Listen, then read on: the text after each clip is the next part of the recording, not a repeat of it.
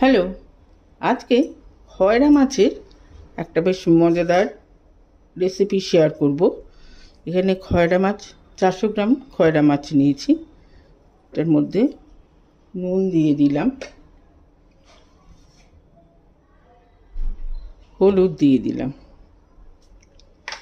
দিয়ে মাছগুলোকে ভালো করে নুন হলুদে মাখিয়ে নেব। এবারে একটা কড়াই বসিয়ে দিয়ে দিয়েছি সর্ষের তেল। এটা করব সর্ষের তেলে। মাছগুলোকে হালকা করে ভেজে নেব। মাছগুলো হালকা করে ভাজা হয়ে গেছে। এটাকে এবার তুলে নিয়ে বাকি মাছগুলোকেও একইভাবে ভেজে নেব। দেখতে হবে এটা যেন কড়া ভাজা না হয়। মাছগুলো সব ভাজা হয়ে গেছে। এটাতে দিয়ে দেবো 1/4 টিস্পুনের মতো কালো জিরে। এবারে এটাতে দেব কিছু চেরা কাঁচা লঙ্কা।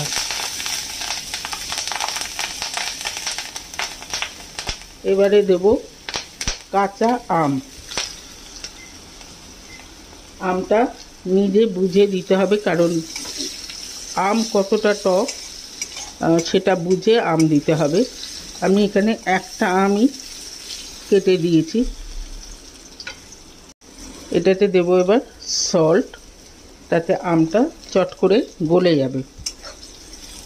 আমটা অনেকটাই গলে গেছে, মিনিট 2 নাড়াচাড়া করলেই এই আম গলে যাবে। এখানে রয়েছে অর্ধেকটা পেঁয়াজ গ্রেট করে রেখেছিলাম, আর দেব অল্প একটুখানি হলুদের গুঁড়ো দিয়ে এবার এটাকে ভালো করে সাপলাবো, যাতে পেঁয়াজের কাঁচা গন্ধটা চলে যায়। মশলাটা খুব ভালো করে কষানো হয়ে গেছে। এবারে এটার মধ্যে দিয়ে দেবো অল্প একটু জল, 1 কাপের মতো জল তাতে দিয়ে দিলাম। ঝোলটা ফুটতে আরম্ভ করেছে। এবারে আমি এই মাছ ভাজাগুলো দিয়ে দেবো এটাতে।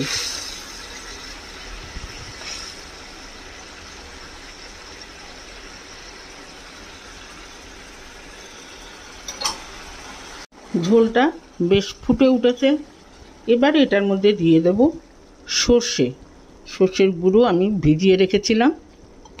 2 টেবিল স্পুনের মতো সর্ষের গুঁড়ো ভিজিয়ে রেখেছিলাম, সেটা দিয়ে দিলাম। দিয়ে আস্তে করে এটার সঙ্গে মিশিয়ে দিয়ে একটুখানি ফুটিয়ে নেব।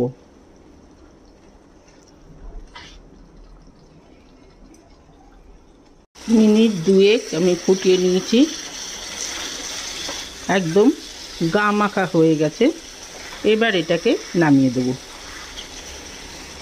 তৈরি হয়ে গেল কাঁচা আম সর্ষে বাটা দিয়ে খয়রা মাছের ঝাল। কেমন লাগলো রেসিপি? যদি ভালো লেগে থাকে তাহলে অবশ্যই কমেন্ট বক্সে জানাবেন, লাইক করবেন, শেয়ার করবেন ফ্রেন্ডস অ্যান্ড ফ্যামিলিদের সঙ্গে। সাথে আমার চ্যানেলটিকে সাবস্ক্রাইব করতে ভুলবেন না। আজকে তাহলে চলি, নেক্সট দিন আরেকটা এরকম মজাদার খাবার নিয়ে আসবো।